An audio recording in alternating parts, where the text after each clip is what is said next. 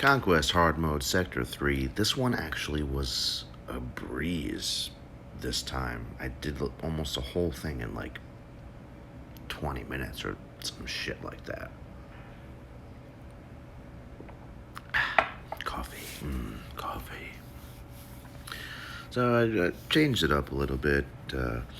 Rather than using the same three teams for basically everything, which really isn't difficult to do, I thought, let's mix it up a little bit. Like, I don't know if I've ever used Padme in Conquest, but figure we'll mix it up.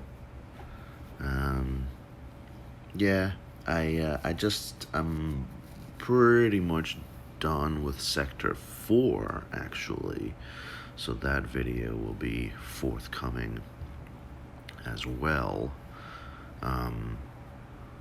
Definitely helps to have completed it multiple times beforehand so you know what to expect, because they really haven't put that much variation into it from previous conquests. But as I've said in previous rounds, it really makes a difference which tactic cards you get. If you get the turn meter reduction tactic cards and the cooldown decreasing tactic cards, and any other speed altering tactic cards, those make honestly more of a difference. Those like 1 and 2 dot tactic cards, to me anyway, make more of a difference than any of the 3 or 4 dot tactic cards. Especially the 4 dot tactic cards are really rare, and you're only going to see them in the last I think 2 sectors. But and like some of them are really cool, like everybody full team mass assist on leader's move. So those are great and helpful for certain things, for just overall DPS. But if you're trying to get some of these more elusive feats, like 700% turn meter especially, or like consecutive turns or whatever, you gotta keep the enemy turn meter down. And that's where those shitty rinky-dink 1 and 2 dot tactic cards really are making a tremendous difference. Like most other things in this game, a lot of it is about RNG. So if you don't, I remember last time I had trouble with the 700% turn meter feat because I didn't pull a whole lot of turn meter reduction tactic cards. And this time I got plenty, more than enough of those, and the cooldown reduction tactic cards. And I got it pretty much first try. So it definitely makes a difference. I kind of wish there were a little bit more variation in the conquests from previous ones, because a lot of it is just the same. So it's pretty easy to do it once you've done it, like I said.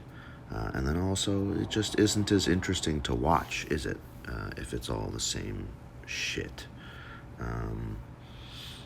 I wouldn't even mind it if the last, yeah, there we go, Razor Crest. If the last sector was just totally insane teams, like some of those teams that you see in GAC when your opponent auto deploys. That's the kind of shit that I would not mind seeing, no matter how difficult it is. I would not mind seeing some of that in the last sector, just to throw a wrench in everything. Because sometimes those auto deploy GAC teams really make you think, because they shouldn't work, but they do, and sometimes they are a real bitch. I wouldn't even mind seeing Ray Jawas on D in the Conquest mode, because you really have to go about that the right way. Of course, tactic cards would make it a whole lot easier, but still, like, you have to go about it the right way, or you're fucked. Like, I had a couple GAC rounds where I put Ray Jawas on D, and my opponent held, I think, 3 GLs for offense and still had to two-shot my Ray Jawas. Ray Jawas are great. I mean, I use Ray Jawas in the challenge pit raid. A lot of people use Vader for the first phase, which is fine. But I don't know. I love I love Ray Jawas. It's such a satisfying team. But anyway, so yeah, Conquest is fun. It is a good mode. So I have to give CG at least that much credit. Conquest is a fun and challenging game mode. But again, I would not hate to see some variation in between Conquest seasons, as it were. Because it would be nice to just see some variation. But it's fun, and it seems like they're going to release characters through Conquest mode, at least some. I mean, obviously we know about Razor Crest, and I believe Commander Ahsoka Tano is going to be released through Conquest. So, everybody's got to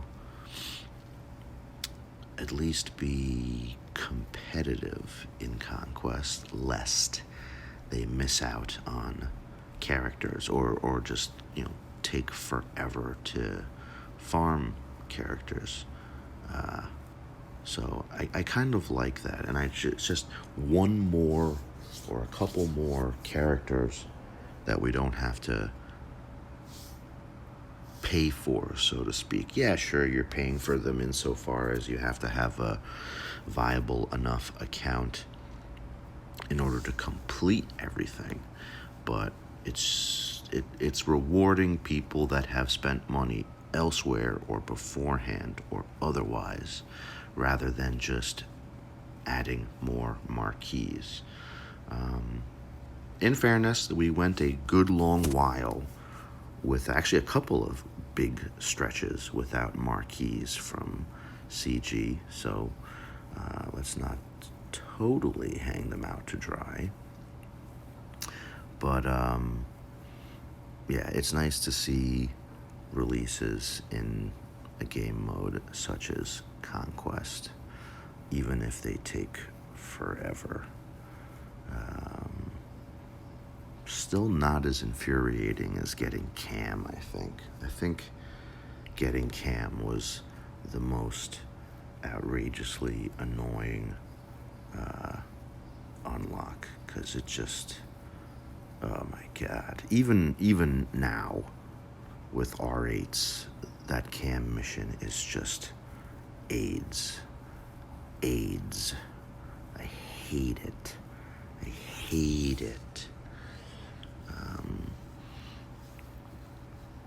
Yeah, it's AIDS. Total AIDS.